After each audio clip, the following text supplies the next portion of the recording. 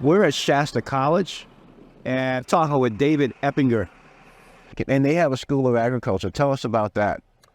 Yeah, I mean, they have a degree program here in agriculture, so that way, and various degrees to try to, give a lot of the community around here, which is, is a big agricultural community around here, give them, opportunities and the ability to, pursue that career and to really hopefully improve the state of our agriculture. Mm-hmm. After discovering water and discovering how important it is in agriculture, that's something that really touched me and made me want to be a part of this growing, I don't want to call it trend, but this movement. Yeah, it's really absolutely. Exactly. It's an event, as I see it.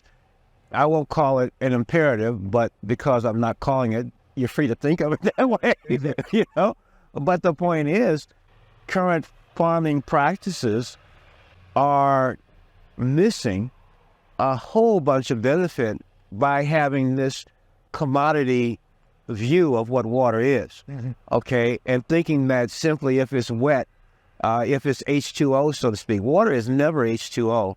Water is H2O plus whatever is in it. Exactly. And essentially, whatever is in that water could actually retard and bring down your effects, actually increase costs, increase the amount of inputs that you have to put down, because a lot of them are getting clogged up and accumulated in the pipes and they never get it to the soil, or the water is evaporating and it never gets, there's a lot of waste happening that because you don't see it or don't understand it, people are talking about. Yeah. But the fact of the matter is the trends continue to go worse unless you start looking at it and seeing what can you do that's different.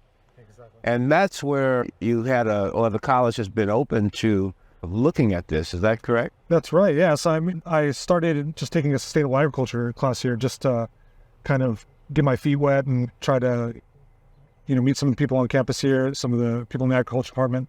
And after taking that class and really seeing how they are acknowledging the issues that they're having, but they're not understanding how to do anything about it. That's right. They don't have a sense of what to do about it. Yes. Exactly. Mm-hmm. So my teacher at the time was the head of the farm over here, and me and her got really close, and I exposed her to some of this information, and she encouraged me to, to test it and see.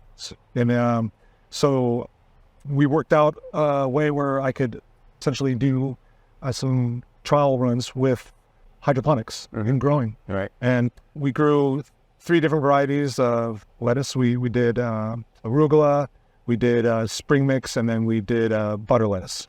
And we did about 288 plants in our sites, and the results we saw were really incredible, from how all of the seeds basically germinated, which is something that, even testing beforehand with the standard water here on campus, and they don't have like horrible water here. They get it from Bella Vista, so they get it, directly from like natural sources, and from their Bella Vista's spring over here.